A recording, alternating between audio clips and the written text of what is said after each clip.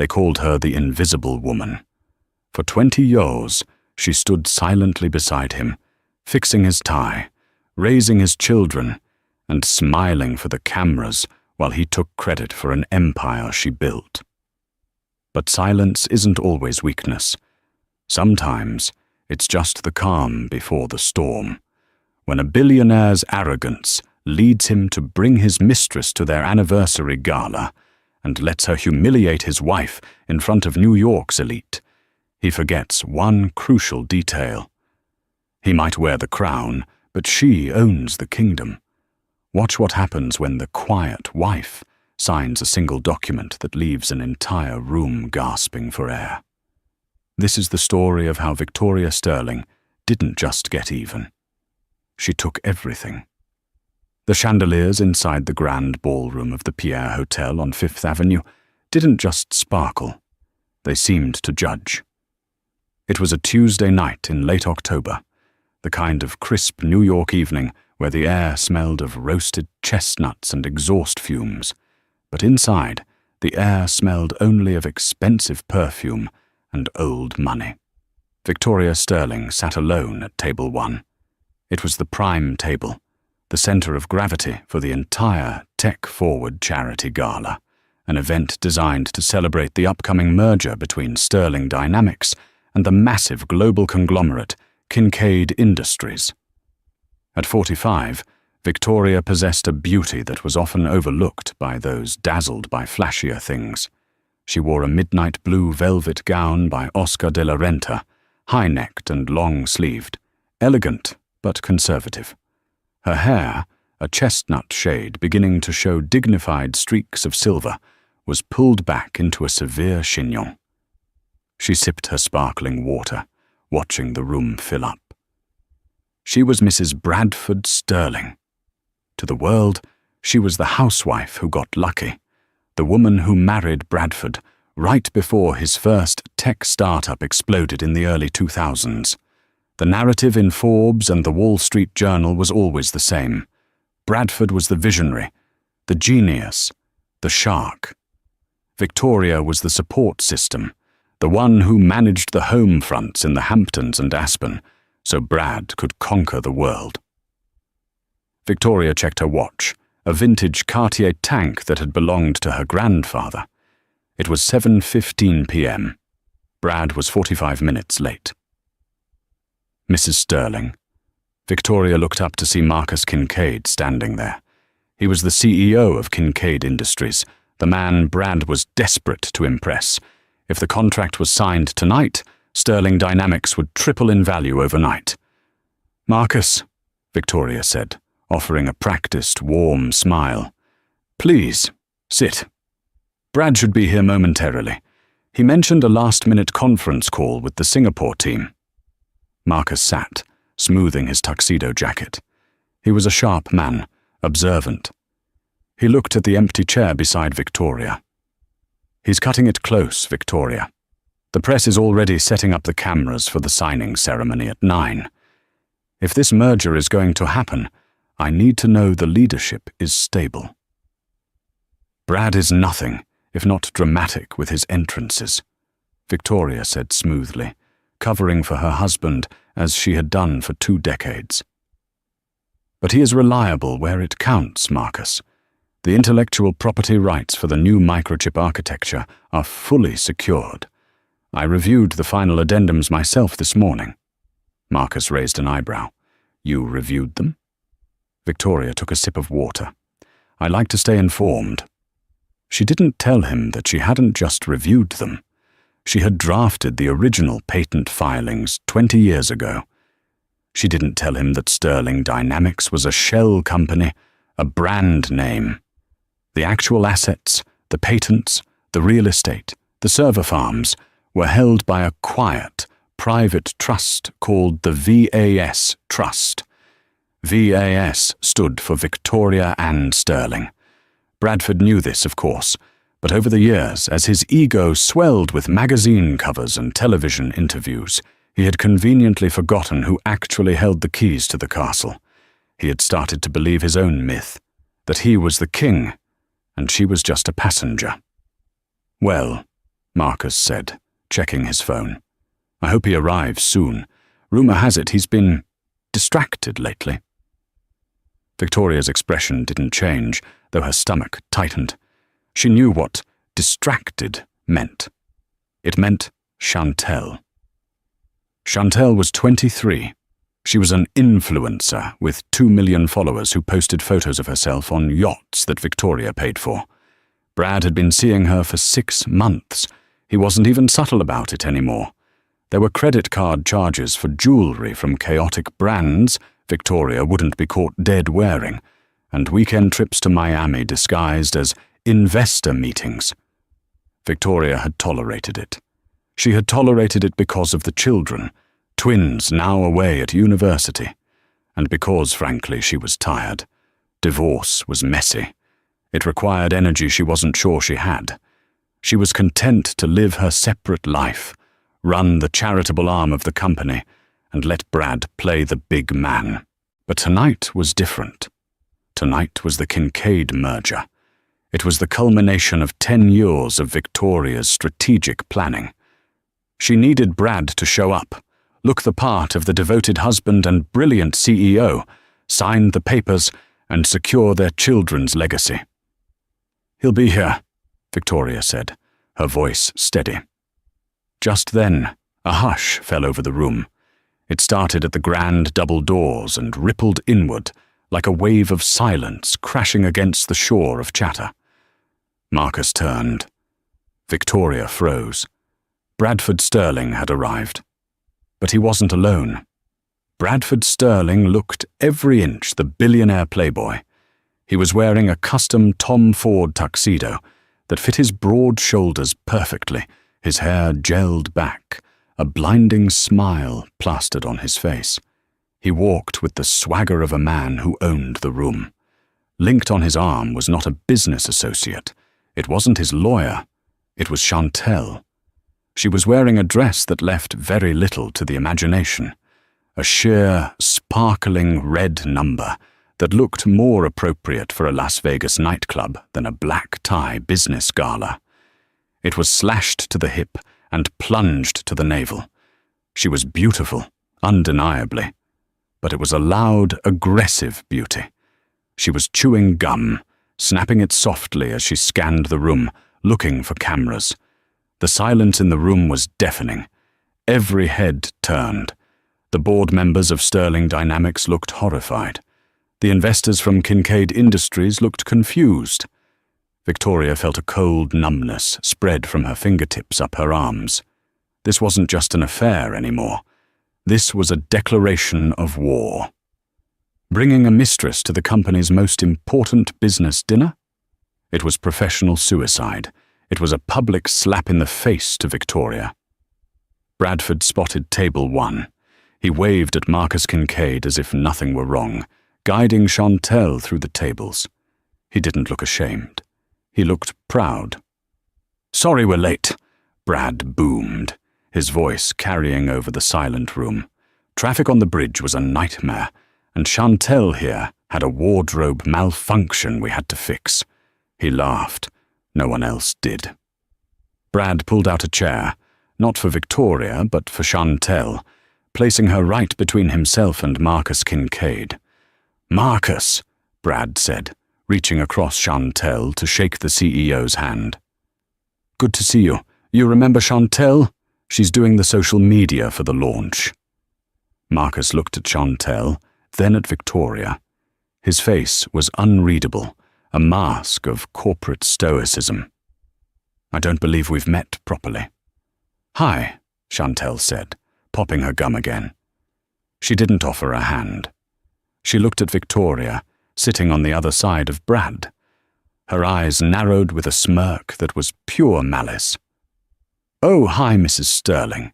Brad said you might not make it tonight.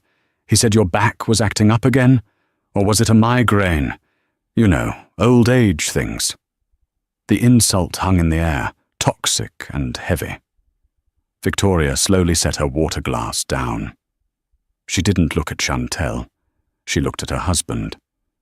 "Brad," Victoria said, her voice low, "can I have a word with you, in private?" Brad waved a hand dismissively, pouring himself a glass of champagne. "Oh, relax, Vicky. Don't be such a buzzkill. We're celebrating. The merger is practically done. Chantel wanted to see what a billion-dollar deal looks like." "This is a board dinner, Brad," Victoria said, her tone hardening. "It is not a social outing." "It is whatever I say it is," Brad snapped, his smile dropping for a fraction of a second. "I built this company. I decide who sits at my table."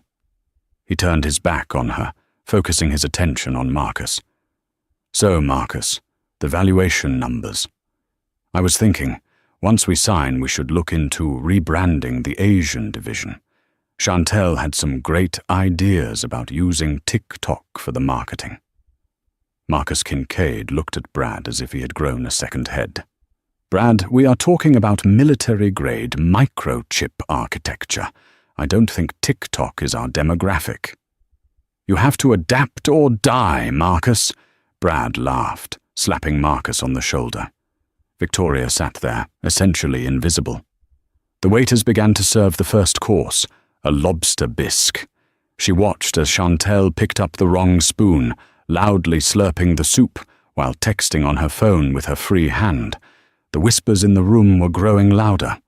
Victoria could hear snippets of conversation from the tables nearby.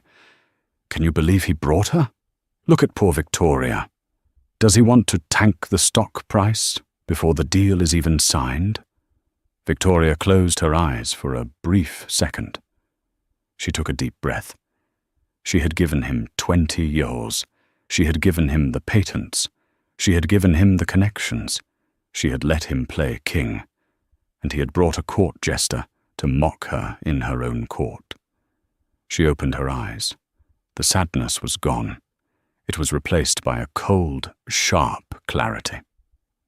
"Brad," she said again. "What?" Brad snapped, his mouth full of bread. "I need you to ask your guest to leave. Now." Chantel laughed, a high-pitched, grating sound. "Guest? Honey, I'm the future. You're the past. Brad told me everything. He said the only reason he hasn't served you papers yet is because he didn't want to upset you before the holidays. But since we're all here—" Chantel leaned forward, her voice dropping to a conspiratorial, mocking whisper that was loud enough for the whole table to hear. "Why don't you just go home, Vicky? Go knit something. Brad needs energy. He needs youth. He needs someone who matches his status." Victoria looked at Brad. "Is that true, Brad? You're planning to serve me papers?" Brad looked uncomfortable for the first time, but he was too arrogant to back down in front of his mistress and his business rival. He took a swig of champagne. "Look, Victoria, we've grown apart. It happens. Chantel understands the new direction of the company. She inspires me. We can discuss the settlement tomorrow. But for now, don't make a scene. You're embarrassing yourself." "Embarrassing myself," Victoria thought. "Very well," Victoria said softly. She reached for her purse. For a moment, Brad looked relieved, thinking she was going to leave. But she didn't stand up. She pulled out a slim, leather-bound notebook and a fountain pen. The arrival of the main course, filet mignon with truffle reduction, was interrupted by Chantel's sudden desire for attention. She seemed to sense that the conversation was drifting back to business, a language she didn't speak. "This meat is tough," she complained loudly, dropping her fork onto the fine china with a clatter. "Brad, baby, tell them to take it back. I want sushi." "We don't have sushi, Chantel." "This is a French menu," Brad whispered, his patience fraying slightly, but he forced a smile. "Just eat the salad." "I don't want salad. I'm bored," Chantel whined. She turned her gaze back to Victoria, who was writing calmly in her notebook. "What are you writing? A diary entry?" "Dear Diary, today my husband realized he's too hot for me."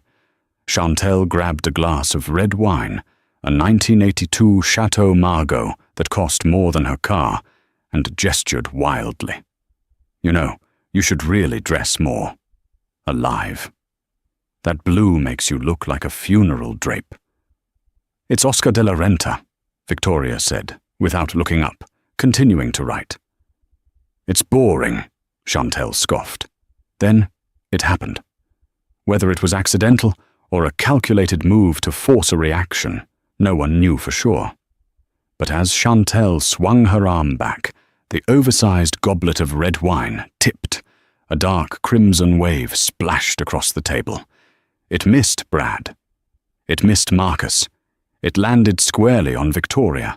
The cold liquid soaked into the heavy velvet of her gown, staining the bodice and the lap, dripping down onto the pristine white carpet of the ballroom. The room gasped. A waiter rushed forward with a napkin. "Madam, I am so sorry." Victoria didn't flinch. She sat perfectly still, the wine dripping from her elbows. Chantel covered her mouth, her eyes wide with fake innocence.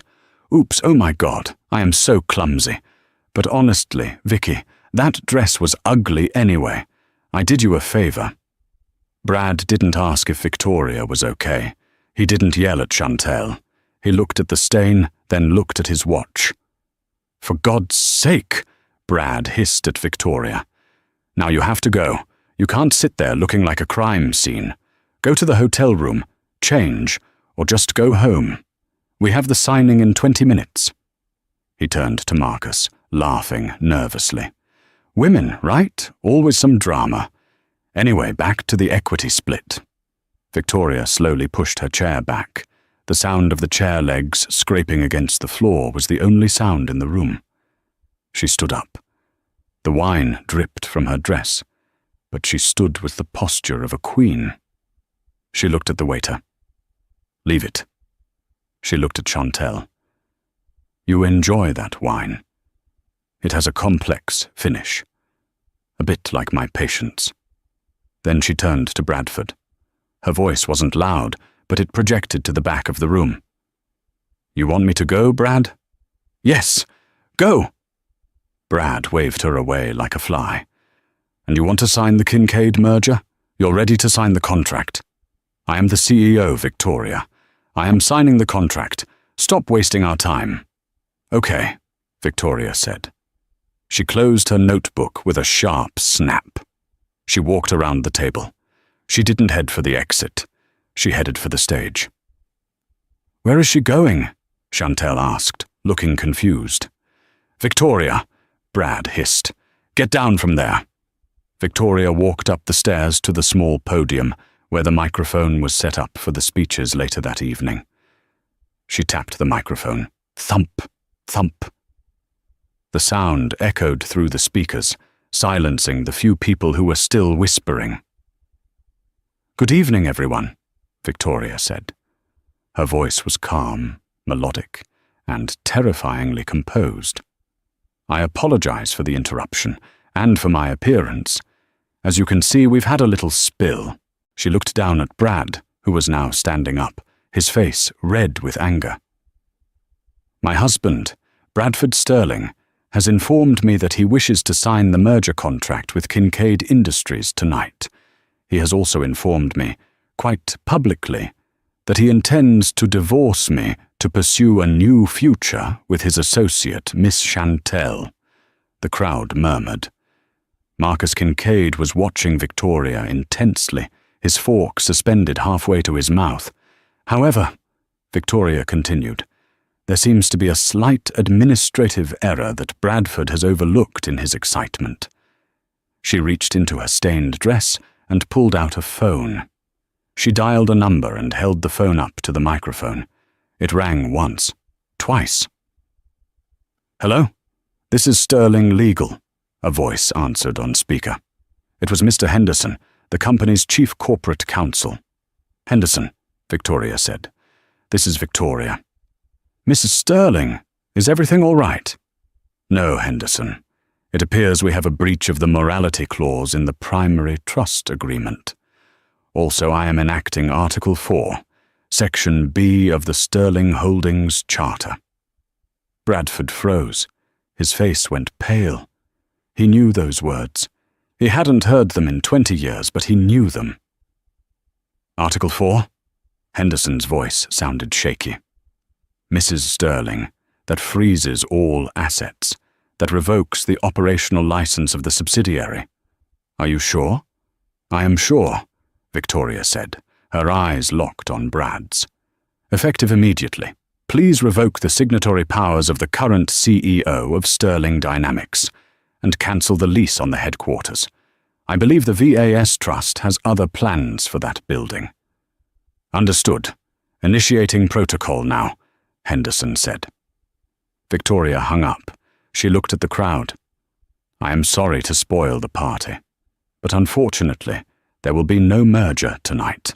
Sterling Dynamics no longer has a CEO, nor does it have a building to operate out of. In fact, as of 30 seconds ago, Sterling Dynamics is technically insolvent. She looked at Marcus Kincaid. Marcus, I apologize for the inconvenience, but you cannot merge with a company that doesn't exist. She looked down at Brad. He was trembling. Chantel was looking at him, confused. Brad, what does she mean? What is she talking about? You said you owned everything. Victoria leaned into the mic one last time. He owns the suits, Chantel, and the car. But the company, the patents, the money? Victoria smiled, a cold, dazzling smile. I own it all. The silence that followed Victoria's declaration was heavier than the crystal chandeliers hanging overhead. It wasn't the silence of peace. It was the vacuum of a bomb that had just detonated, but hadn't yet registered the sound. Bradford Sterling stood by the table, his face a mask of contorted confusion. His knuckles were white as he gripped the back of his chair.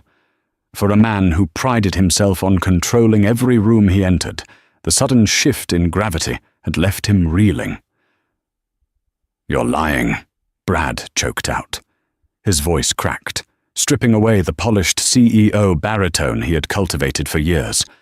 He looked around the room, desperate for an ally. She's lying. She's obviously had too much to drink. Look at her. She's covered in wine. She's hysterical. He pointed an accusatory finger at Victoria, who stood on the podium, serene and untouched by his panic. Security, Brad yelled, waving at the men in black suits standing by the doors. Remove this woman. She is disrupting a private corporate event. The head of security, a large man named Miller, who had worked for the Sterling family for 12 years, took a step forward. But he didn't move toward Victoria. He walked past the tables, past the frightened waiters, and stopped in front of the podium. He turned around, crossed his arms, and faced Bradford. He was protecting Victoria. Miller, what are you doing? Brad screamed, his face turning a deep shade of crimson. I pay your salary. Get her out of here. Actually, sir, Miller said, his voice deep and rumbling, carrying easily through the quiet room. Technically, VAS, Trust pays my salary, and the trustee is Mrs. Sterling. I take my orders from the check signer. A ripple of shock went through the crowd. The board members of Sterling Dynamics, men and women who had flown in from London, Tokyo, and Zurich, began to exchange frantic whispers. They pulled out their tablets and phones, frantically checking company bylaws and organizational charts. Marcus Kincaid, the shark in the water, hadn't moved. He was still sitting at table 1, his eyes narrowed as he processed the new data. He slowly wiped his mouth with a linen napkin, placed it on the table and stood up. Bradford, Marcus said. His voice wasn't loud, but it commanded instant attention. Brad spun around, looking relieved. Marcus, you see this circus? I apologize. My wife is obviously having a breakdown. Ignore this. Let's go to the private suite upstairs and sign the papers. We don't need this drama. Sit down, Bradford, Marcus said coldly. What? I said, sit down. Marcus turned his gaze to the podium. Mrs. Sterling, you mentioned the VAS Trust. I'm familiar with the entity. It's the holding company listed as the primary shareholder in our due diligence reports. We were told VAS stood for Virtual Asset Systems. Victoria smiled thinly, a convenient acronym my husband invented to soothe his ego. But if you check the incorporation papers from 2003, filed in Delaware, you will see the full name. Victoria Ann Sterling, Marcus deduced. Correct. And the patents? Marcus asked, stepping away from the table and walking toward the stage, ignoring Brad entirely. The hyperthreading architecture? The cooling systems? The core IP that Kincaid Industries is buying? My designs, Victoria said simply. I hold a PhD in electrical engineering from MIT, Mr. Kincaid. Brad was a marketing major. He sold the vision. I built the machine. Every patent is in my name, licensed to Sterling Dynamics on a renewable 5-year basis.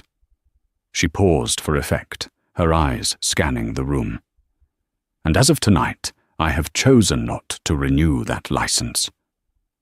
The gasp from the room was audible. Without the patents, Sterling Dynamics was nothing but a logo and some rented office furniture. The stock value would be 0 by morning. Bradford looked like he had been punched in the gut. He rushed toward Marcus, grabbing his arm. She's bluffing! Marcus, she's a housewife. She plans charity galas. She doesn't know anything about engineering. I'm the genius here. I built this. Did you? Victoria asked from the stage. Brad, tell Mr. Kincaid how the quantum stabilizing loop works in the new prototype. It's technical, Brad stammered, sweat beading on his forehead. It's complex. It's not complex, Victoria countered. It's an inverted feedback loop based on the Kelvin scale, basic thermodynamics. But you wouldn't know that, because you've never stepped foot in the lab. Brad was hyperventilating now. He looked at Chantel, who was still sitting at the table, looking bored and annoyed. Brad, Chantel whined, loudly enough for the microphone to pick up. This is boring. Can we just leave? You said we were going to Paris tomorrow on the jet. Let's just go now. Victoria laughed. It was a dry, humorless sound. The jet, Victoria repeated into the mic. The Gulfstream G650, tail number N45VS, VS standing for Victoria Sterling. She looked down at her phone, tapping the screen a few times. I've just grounded it. The pilot has been instructed to return the aircraft to the hangar in Teterboro. I'm afraid there will be no Paris, Chantel. Chantel stood up, her eyes flashing with anger. You can't do that! Brad promised! He said it's his plane! He lied, Victoria said. Brad! Chantel stomped her foot, her high heel clicking sharply on the floor. Tell her to stop. You're the billionaire. Fix this. Brad turned to Victoria, his eyes pleading now. The arrogance was melting away, revealing the terrified fraud beneath. Vicky, honey, let's not do this here. Please, you're humiliated. I get it. I made a mistake bringing her. Okay? I admit it. Bad call. But don't burn the house down just to kill a spider. Think about the company. Think about the employees. I am thinking about them, Victoria said. That's why I'm taking the company back, before you run it into the ground with your negligence. She turned to the crowd of stunned investors and board members. Ladies and gentlemen, the dinner is over. I suggest you check your portfolios. Sterling Dynamics trading has been suspended, pending an internal investigation into the misappropriation of funds by the CEO. Misappropriation? Brad squeaked. Using company accounts to fund a mistress's lifestyle is fraud, Brad, Victoria said, her voice dropping an octave. $2 million in jewelry, the condo in Miami, the yacht rentals. It's all in the forensic accounting report I received this afternoon. She held up the leather notebook. It's all here, and the district attorney already has a copy. The words district attorney hung in the air like smoke. If Part 4 was the trial, Part 5 was the execution. The mention of law enforcement broke the paralysis in the room. The board members, realizing their own liability was at stake, immediately distanced themselves. 3 of the senior directors stood up and walked out of the ballroom without looking at Brad. Marcus Kincaid, however, was a predator who smelled blood. He walked up to the stage, standing just below Victoria. "Mrs. Sterling," Marcus said, his voice respectful. "If you own the IP and you control the trust, then my business is with you, not him." He gestured vaguely behind him at Brad, dismissing the man who had been his equal 5 minutes ago, as if he were a waiter. "We can discuss terms," Victoria replied, looking down at him. "But the price has gone up, and the name on the building changes." "I'm listening," Marcus said. Behind them, the reality was crashing down on Bradford Sterling. He pulled out his phone, frantically trying to access his banking app. "Access denied," he muttered, staring at the screen. He tried another account. "Account frozen." He looked up, his eyes wild. "Vicky, you froze the joint accounts? How am I supposed to? I have bills. I have the mortgage on the penthouse." "The penthouse is in the trust," Victoria reminded him from the stage. "And I've changed the locks. Your things have been packed. They are currently being delivered to the Motel 6 on the Jersey Turnpike. I prepaid for 3 nights. I'm not cruel." A few people in the back of the room stifled laughs. Chantel, realizing the ship was sinking, made her move. She looked at Brad, who was sweating through his Tom Ford tuxedo, looking aged and pathetic. She looked at Victoria, who stood like a statue of justice. Then she looked at Marcus Kincaid. "So," Chantel said, stepping toward Marcus, flipping her hair. "You're the new boss?" "I'm Chantel. I have a lot of followers. Maybe I could help Kincaid Industries with their branding?" She reached out to touch Marcus's arm. Marcus recoiled as if she were radioactive. "Don't touch me." He turned to security. "Please escort this woman out. She's trespassing." "Trespassing?" Chantel shrieked. "I'm the guest of honor." "You're a liability," Marcus said coldly. 2 security guards moved in. Chantel screamed, grabbing her purse. "Brad, do something! You coward! You said you were the king of New York!" Brad didn't answer. He was staring at his phone, watching his life dissolve in real-time notifications. Alert: corporate Amex declined. Alert: Tesla lease voided. Alert: club membership suspended. Chantel was dragged out, cursing and screaming, her red dress flashing as she kicked at the guards. The doors slammed shut behind her, cutting off her voice. Now it was just Brad. He looked small. The grand ballroom, with its high ceilings and gold leaf trim, seemed to swallow him whole. He looked at the table where he had sat so arrogantly just 20 minutes ago. The spilled wine on the white tablecloth looked like a wound. He looked up at Victoria. "Vicky," he whispered, "we've been married 22 years. Doesn't that mean anything?" Victoria walked down the stairs of the stage. The crowd parted for her like the Red Sea. She walked until she was standing toe-to-toe with him. She smelled of the expensive wine he had allowed his mistress to spill on her. "It meant everything to me, Brad," she said softly. "I built you. I supported you. I raised our children while you played golf and chased skirts. I stayed silent when you took credit for my work, because I loved you, and I wanted you to feel important." She reached out and straightened his bow tie, a habit she had performed 1,000 times. "But you broke the one rule," she said. "You brought her into my house. You humiliated me in front of my peers. You mistook my silence for submission." She patted his chest, right over his heart. "You wanted a trophy wife, Brad, but you forgot to check if the trophy was loaded." She stepped back. "I want a divorce. My lawyers will be in touch. In the meantime, you have no access to company grounds. You have no car. You have no home. I suggest you start walking. It's a long way to New Jersey." Brad looked around. No one would meet his eyes. The tech giants, the politicians, the bankers, they all looked away. He was radioactive. "Marcus!" Brad tried one last time. Marcus didn't even look up from his phone. "I'm busy, Mr. Sterling. I'm negotiating a merger with the owner of the company." Bradford Sterling, the man who had been on the cover of Time magazine just last month, let out a sob. It was a pathetic, broken sound.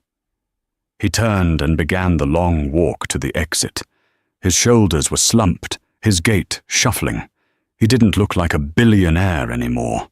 He looked like exactly what he was, a man who had lost everything because he didn't appreciate what he had.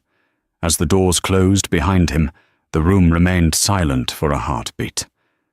Then Victoria Sterling turned to the head waiter. "I believe," she said, her voice clear and steady, "that we ordered dessert, and please bring a fresh bottle of wine. I find myself in a celebratory mood." For a second, no one moved.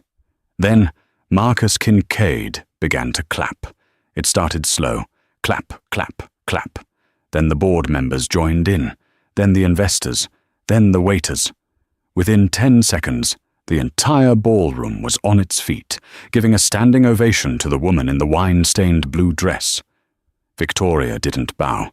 She simply nodded, walked back to table 1, and sat down in the CEO's chair. But the story wasn't over.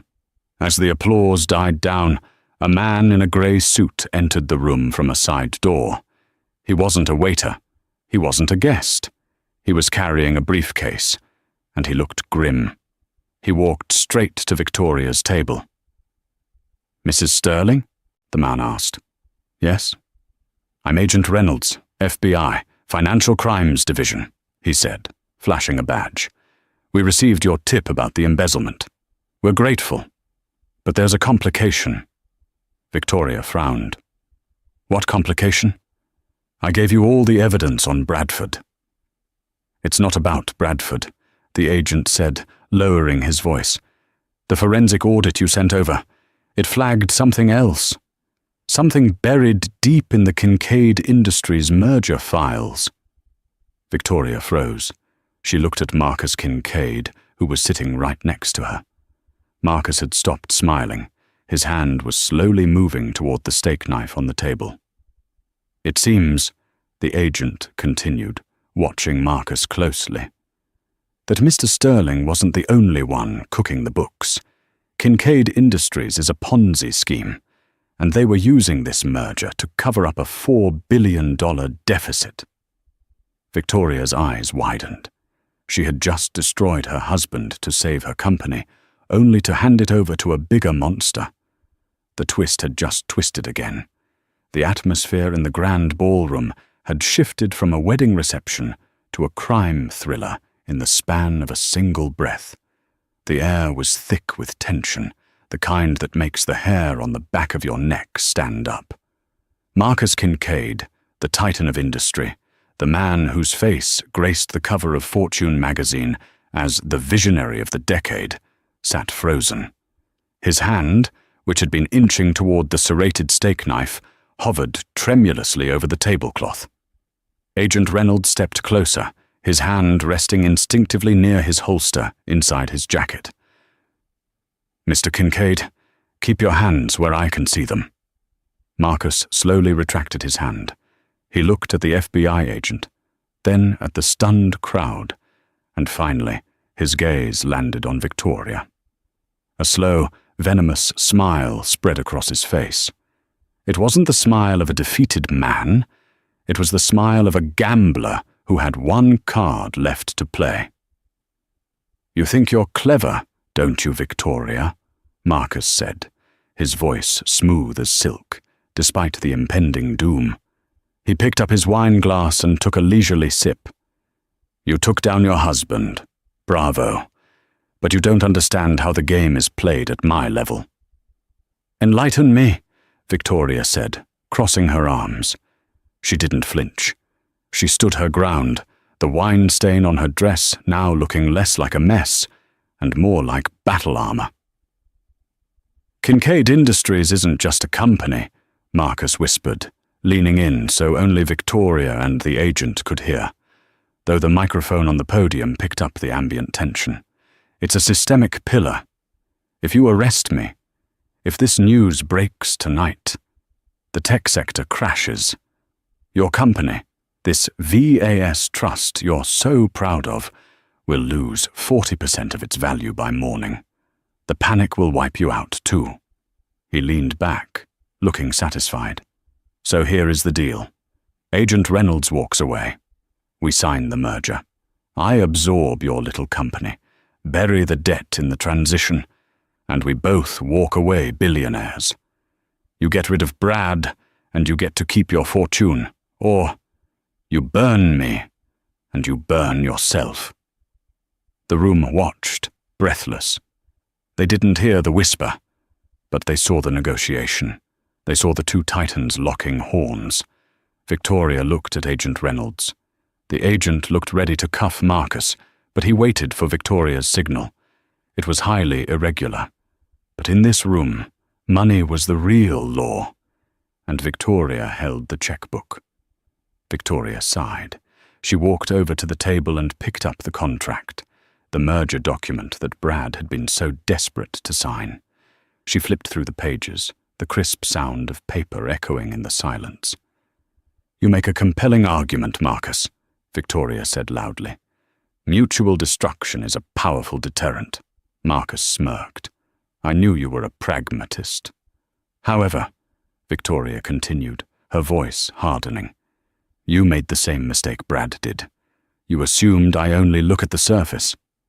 She tossed the contract onto the table. It landed with a heavy thud.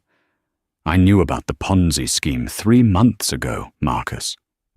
Marcus's smirk vanished. "What?" "When Brad first proposed this merger, I didn't just audit Sterling Dynamics," Victoria explained, pacing slowly around the table like a shark circling prey. "I hired forensic analysts to look at your books. I saw the shell companies in the Cayman Islands. I saw the circular revenue streams. I knew Kincaid Industries was hollow." "Then why are we here?" Marcus hissed. "Why let it get this far?" "Because," Victoria said, leaning down so her face was inches from his, "I needed you to be in the same room as Brad. I needed the world to see that the two men trying to steal my life's work were both frauds. And I needed to make sure that when the stock market opens tomorrow, Sterling Dynamics is entirely disassociated from Kincaid Industries."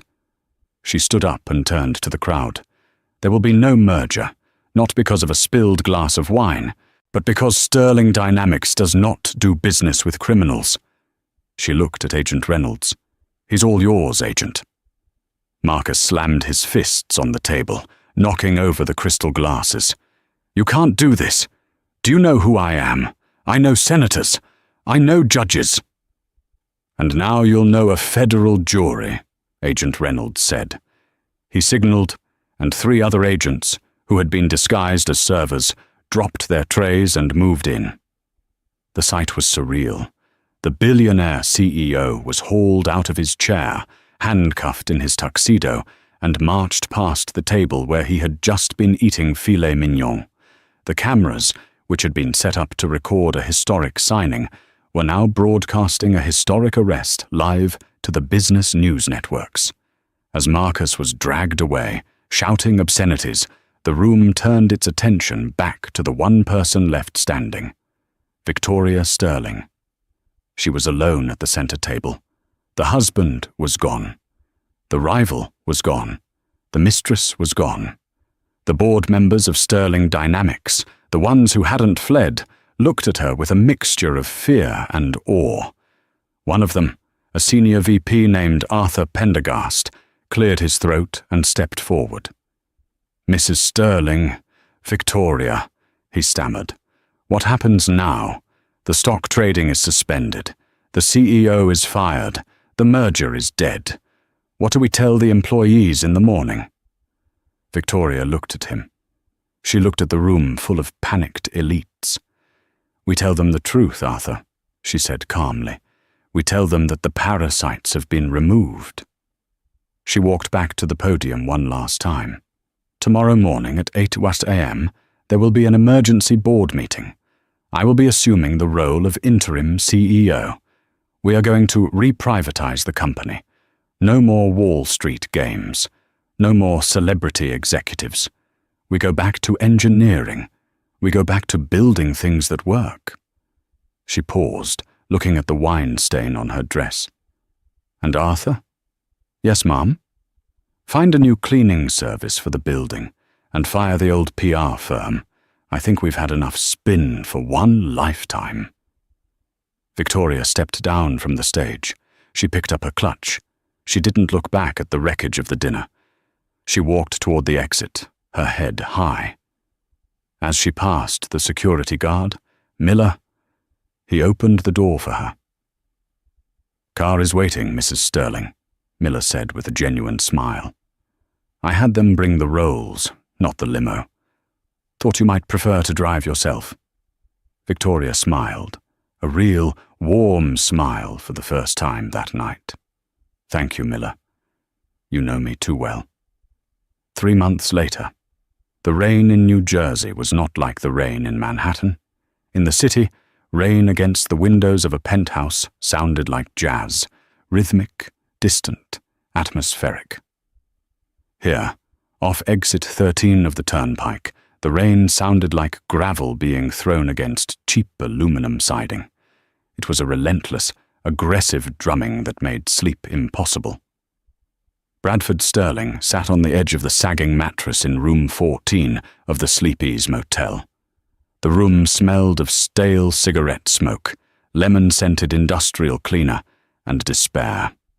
The neon sign outside, a buzzing red "No Vacancy," flickered rhythmically, casting a sickly, intermittent glow across his face. He looked at his hands. They were shaking. The manicured fingernails were gone, replaced by jagged edges he had bitten down in anxiety. The gold Rolex was gone, sold to a pawn shop in Newark 3 weeks ago to pay for a retainer on a lawyer who had eventually quit when the checks bounced. Brad pulled a prepaid burner phone from the pocket of his thrift store windbreaker. It was a cheap plastic device, a far cry from the titanium-encased smartphone that used to organize his empire. He stared at the screen, his thumb hovering over a number he had dialed 15 times in the last hour. He pressed send. "What?"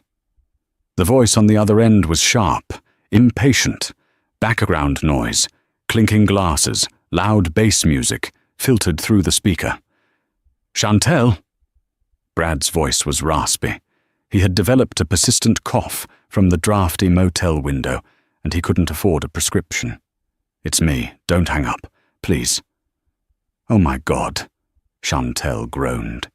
He could hear her moving away from the noise, a door closing somewhere. "Brad, I told you to stop calling me. I'm at a launch party, a real party. I need help, Chantel," Brad pleaded, the desperation leaking out of him like oil from a broken engine. "The freeze on my personal assets is absolute. The feds took the Jaguar yesterday. They found where I had it parked in storage. I have nothing left. I just need a loan. 5,000, just until the settlement clears." A cold, cruel laugh echoed through the phone. "The settlement? Brad, you are delusional," Chantel snapped.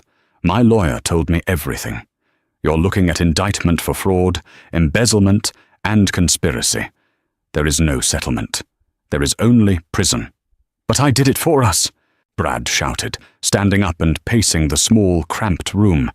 "I took those risks to buy you the life you wanted, the diamonds, the trips. You did it for your ego." She cut him off, her voice venomous. "And you know what? You ruined me. I lost my verification blue tick because of the investigation." I lost my brand deal with that skincare line. Do you know how hard it is to get invited to Fashion Week when you're linked to a broke criminal? I'm still Bradford Sterling, he insisted, though his voice cracked on the name. No, Chantel corrected him. You're a ghost. And by the way, I'm seeing someone else. He's a producer for Netflix. He's doing a documentary about corporate downfalls. Maybe I'll tell him about you. Click. The line went dead. Brad stared at the phone in disbelief.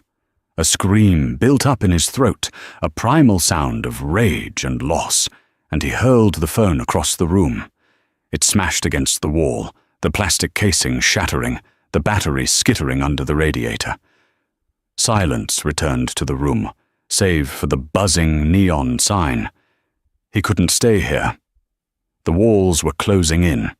He grabbed his coat, a generic grey raincoat that was 2 sizes too big, and walked out into the storm. He didn't have a car anymore. He walked along the side of the highway, the freezing rain stinging his face. Trucks roared past, splashing him with dirty, oily water. He kept his head down, trudging forward with no destination in mind, just a need to move. A mile down the road, near the entrance to the Lincoln Tunnel, a massive digital billboard lit up the night sky. It cycled through advertisements for insurance and soda, but then it stopped on an image that made Brad freeze in his tracks. It was a picture of a woman. She was standing in a white, architectural power suit, her arms crossed confidently. A sleek, modern bob framing a face that looked radiant, intelligent, and fiercely capable. The text underneath read, "Sterling Innovations. The future is engineered." CEO, Dr. Victoria Sterling. Brad stood in the mud, water dripping off his nose, staring up at his wife. She looked 10 years younger than the woman he had ignored at the dinner table. She didn't look like a victim. She looked like a queen who had finally ascended to her throne. A bitter realization clawed at his chest. He had spent 20 years thinking he was the sun, and she was just a moon reflecting his light. But standing there in the cold, he realized he had never been the light source. He had just been the object blocking her view. He needed to see her. He didn't know why. Maybe to beg? Maybe to yell? Maybe just to see if she was real. 1 hour later, Manhattan. The lobby of the Sterling Tower had been transformed. The dark, oppressive marble and gold leaf that Brad had installed in 2010 were gone. In its place was a sleek, minimalist design of white stone, living green walls, and warm, ambient lighting. It breathed success. It breathed transparency. Bradford Sterling pushed through the revolving doors, dripping wet. He looked like a drowned rat. His shoes squeaked loudly on the pristine floor. The receptionist was new. She was young, sharp, and didn't look up from her screen as he approached. "Can I help you, sir?" she asked, her tone polite but guarded. She likely saw a homeless man seeking shelter from the rain. "I am Bradford Sterling," he announced, trying to summon the baritone command he used to wield. But his voice was thin, weakened by the cold. "I need to see Victoria. The CEO." The receptionist paused. She typed something into her computer, then looked up at him with a mixture of confusion and pity. She didn't recognize him from the magazines. She only saw a wet, shivering man claiming to be the former owner. "1 moment, sir," she said. She picked up the phone. 40 floors above. Victoria Sterling sat at her desk, a vast expanse of tempered glass and brushed steel. The city lights of Manhattan stretched out behind her, a glittering tapestry of ambition. Arthur Pendergast, her new COO, sat across from her, reviewing the Q4 projections. "The Asian markets have responded incredibly well to the new thermal coupling technology," Arthur said, tapping his tablet. "Since we severed ties with Kincaid and rebranded, stock value is up 40%. You were right to focus on the engineering, Victoria. The market didn't want flash. They wanted function. Function is timeless, Arthur, Victoria said, signing a grant approval for a university scholarship program. Flash is just a distraction. The intercom on her desk buzzed softly. Mrs. Sterling.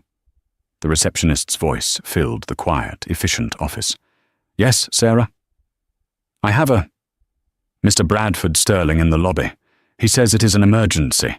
He is demanding to see you. Arthur stiffened. He looked at Victoria, concern etching his brow. Shall I call security? We have a restraining order pending, but we can have him removed immediately for trespassing. Victoria didn't look up from her paperwork immediately. She finished her signature, capped her fountain pen, the same pen she had used to write her notes during that fateful dinner, and placed it perfectly parallel to her notebook. She turned her chair toward the floor-to-ceiling window. She looked down at the streets below, tiny ribbons of light in the darkness.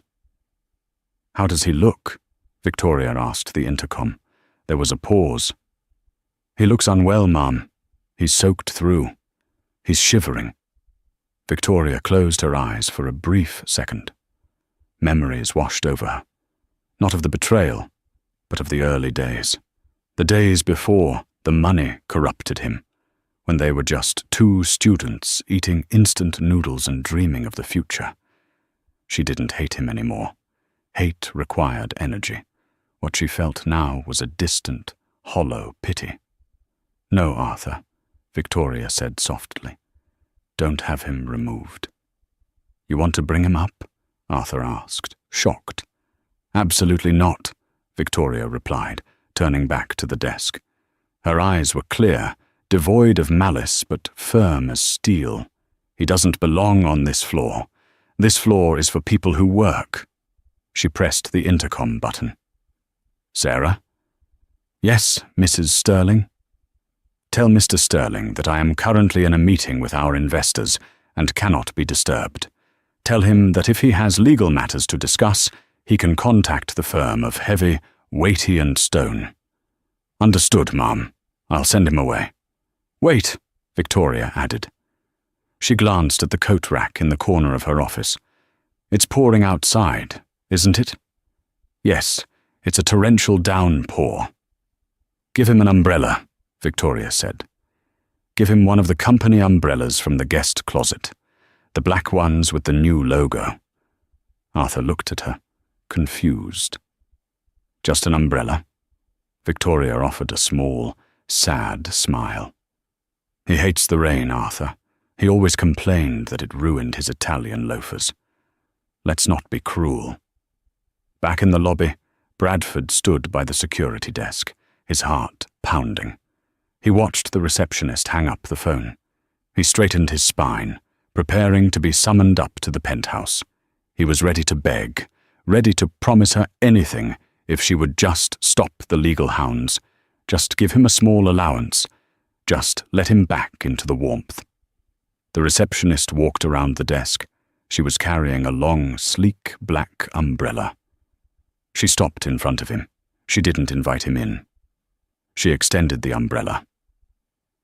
Mrs. Sterling is unavailable, sir, the receptionist said gently. She said you are welcome to contact her legal team during business hours, but she wanted you to have this. Brad stared at the umbrella.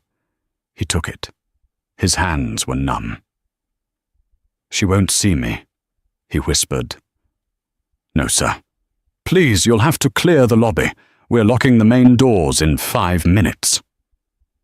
A security guard, a large man named Miller, who Brad vaguely recognized from the old days, stepped forward. Miller didn't look angry. He looked sad. He opened the glass door for Brad. Take care of yourself, Mr. Sterling, Miller said quietly. Bradford turned and walked back out into the night. The door hissed shut behind him, sealing off the warmth, the smell of expensive coffee, and the hum of success. He stood on the sidewalk and clicked the button on the umbrella. It sprang open with a crisp snap. It was a high-quality canopy, sturdy against the wind. He looked up at the fabric. There, printed in white silk screen, was the new logo. Victoria's logo. He was standing under her protection, shielded by her charity, holding an object that bore her name. He looked up at the tower one last time. The lights on the 40th floor were blazing bright, a beacon in the storm. He realized then that the building had never been his. The money had never been his. Even his own comfort now, this small dry circle in the rain, was hers to give. He gripped the handle, turned his back on the empire he had lost, and began the long walk back to the bus station. Up above, Victoria watched the small black circle move away, blending into the sea of traffic and shadows. She watched until he was gone, until he was just another anonymous figure in the city. Then she took a deep breath, filling her lungs with the clean, conditioned air of her office. She felt lighter. The final thread was cut. "Arthur," she said, turning back to the room, her voice strong and vibrant. "Yes, Victoria? Let's go over the designs for the renewable energy grid. I have some ideas on how to make it more efficient." "Right away," Arthur said, smiling. Victoria picked up her pen. The past was outside in the rain. The future was on her desk, and she was ready to write it. And that is how the story of Bradford Sterling ends. Not with a bang, but with a walk in the rain, under an umbrella provided by the woman he underestimated. Victoria Sterling teaches us a powerful lesson about dignity. Revenge doesn't always have to be loud. Sometimes, the greatest revenge is simply outgrowing the people who tried to keep you small. While Brad was left with nothing but his regrets, Victoria reclaimed her name, her company, and most importantly, her peace. She proved that when you build your foundation on your own skills and intelligence, no one can tear it down. What did you think of Victoria's final gesture? Was the umbrella an act of kindness, or the ultimate power move? Let me know in the comments below. If you enjoyed this story of justice and redemption, please hit that like button. It helps the channel so much. Share this with a friend who needs a reminder of their own worth, and don't forget to subscribe and ring the bell so you never miss a story. Stay strong, and I'll see you in the next video.